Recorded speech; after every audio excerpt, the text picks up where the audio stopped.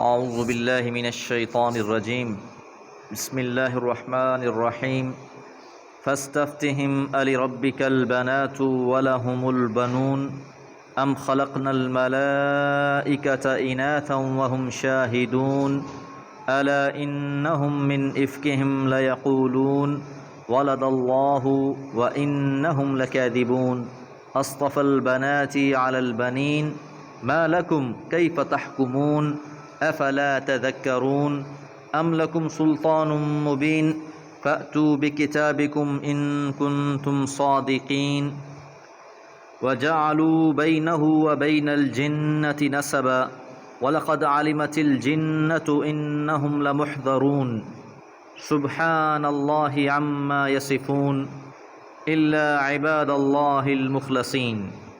سورہ صافات آیات 149 سے 160۔ پچھلی آیات میں چند انبیاء کا تذکرہ ہوا، اختصار کے ساتھ ان کے اور ان کی قوم کے احوال بیان ہوئے۔ اب پھر سے خطاب اہل مکہ سے ہے۔ فاستفتہم، پس آپ سوال کیجئے، پوچھئے، علی ربک البنات، کیا آپ کے رب کے لیے بیٹیاں ہیں؟ وَلَهُمُ الْبَنُونَ، اور ان کے لیے بیٹے ہیں۔ اس سورہ مبارکہ کے آغاز میں یہ بات جانی تھی کہ مشرکین مکہ فرشتوں کو اللہ کی بیٹیاں کہتے۔ اب ان سے سوال کیا جا رہا ہے، تمہاری اپنی صورتحال تو یہ رہی کہ اگر تمہیں بیٹی کی خوشخبری دی جاتی تو چہرہ سیاہ پڑ جاتا، اپنے آپ کو لوگوں سے چھپاتا پھرتا اور بیٹی کی پیدائش کو اپنے لیے عار سمجھتا، اور دوسری طرف اسی قوم نے فرشتوں کو اللہ کی بیٹیاں کہا۔ تو اب انہیں یہ تنبیہ کی جا رہی ہے کہ تم اپنے لیے بیٹے پسند کرتے ہو اور اللہ کی طرف بیٹیوں کی نسبت کرتے ہو۔ ام خلقنا الملائکۃ، یا ہم نے تخلیق کیا فرشتوں کو اناسا، مؤنث عورت بنا کر، کہ کیا ہم نے فرشتوں کو مذکر بنانے کے بجائے مؤنث بنایا؟ وہم شاہدون، اس حال میں کہ وہ دیکھ رہے تھے کہ جب اللہ تعالیٰ فرشتوں کو تخلیق فرما رہے تھے تو کیا یہ اہل مکہ جو فرشتوں کو اللہ کی بیٹیاں کہتے ہیں یہ اس وقت موجود تھے؟ انہوں نے اپنی آنکھوں سے ان کی تخلیق کا منظر دیکھا کہ یہ اتنا بڑا دعویٰ کر رہے ہیں۔ الا، سن رکھو، انہم بلا شبہ وہ، من افکہم، ان کے جھوٹ میں سے ہے، لیقولون، جو یہ کہتے ہیں کہ یہ بہت بڑا بہتان ہے، جھوٹی بات ہے جو انہوں نے اپنی طرف سے گھڑ رکھی ہے، یہ تو فرشتوں کی حقیقت سے آشنا ہی نہیں ہیں۔ اور اسی طرح ان کا ایک اور جھوٹ یہ ہے، ولد اللہ، اللہ کی اولاد ہوئی، اللہ کا بیٹا ہوا، اللہ نے کسی کو جنم دیا، تو یہ بھی ان کا بہت بڑا جھوٹ ہے۔ وَإِنَّهُمْ، اور بلا شبہ وہ لوگ، لَكَاذِبُونَ، بے شک جھوٹے ہیں۔ اللہ تعالیٰ بیٹے اور بیٹیوں سے پاک ہے، نہ اس کی کوئی بیٹیاں ہیں اور نہ ہی بیٹے۔ اصطفى البنات، کیا اس نے چن لیا ہے بیٹیوں کو، علی البنین، بیٹوں کے مقابلے میں۔ ما لکم، تمہیں کیا ہو گیا ہے، کیف تحکمون، تم کیسے فیصلے کرتے ہو؟ تو مشرکین کے جو عقائد تھے ان کا رد کیا جا رہا ہے کہ جب بھی کوئی انسان دعویٰ کرتا ہے یا تو وہ اس کا شاہد ہو، اس نے اپنی آنکھوں سے دیکھا ہو، تو اہل مکہ سے یہی سوال کیا گیا کہ کیا تم نے فرشتوں کی تخلیق کو دیکھا کہ تم اس بات کے دعوے دار بنے بیٹھے ہو کہ یہ اللہ کی بیٹیاں ہیں؟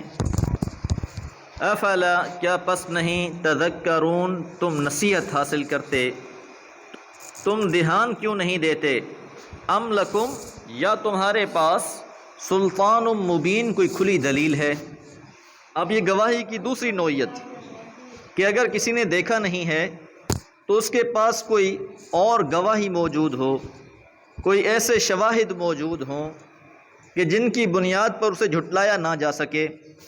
تو اگر یہ جو تم دعویٰ کر رہے ہو اس میں تمہارے پاس کوئی سلطان مبین ہے، کھلی سند ہے، فَأْتُوا، پس لے آؤ، بِکِتَابِکُمْ، اپنی اس کتاب کو، ان کنتم صادقین، اگر تم سچے ہو کہ اللہ کے بارے میں جو تم اتنا بڑا دعویٰ کر رہے ہو۔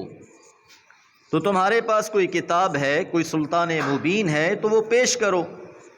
وَجَعَلُوا، اور انہوں نے ٹھہرایا ہوا ہے، بَيْنَهُ، اللہ کے درمیان، وَبَيْنَ الْجِنَّةِ، اور جنوں کے درمیان میں، نسبا، ناتا۔ اللہ اور جنوں کے درمیان میں بھی نسبت جوڑ رکھی تھی۔ ایک عقیدہ فرشتوں کے بارے میں، اب یہ مزید ان کا فرشتوں کے بارے میں جو عقیدہ تھا وہ بیان کیا جا رہا ہے۔ جنوں کے بارے میں انہوں نے یہ فاسد عقیدہ بنا رکھا تھا، اس کی نسبت اللہ کے ساتھ دے رکھی تھی۔ جب انہوں نے توحید کا راستہ چھوڑا تو شرک کی کئی راہیں ہیں۔ صراط مستقیم کو چھوڑنے کے بعد گمراہی کی راہیں بہت زیادہ ہیں، اس لیے ہدایت کے لیے لفظ نور مفرد استعمال ہوتا ہے، اور گمراہیوں کے لیے لفظ ظلمات جمع کا لفظ استعمال ہوتا ہے۔ اندھیرے بہت سے ہیں، تو جس کا جو جی چاہا اس نے وہ عقیدہ بنا لیا۔ بعد نے جنوں کو فرشتوں کی مائیں قرار دے دیا۔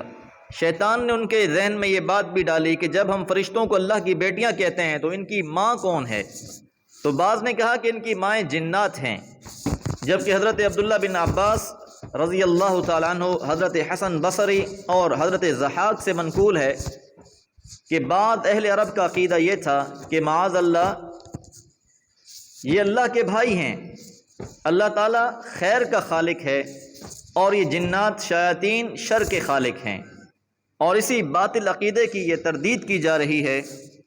فرشتے بھی اللہ کی مخلوق ہیں، جنات بھی اللہ کی مخلوقات ہیں۔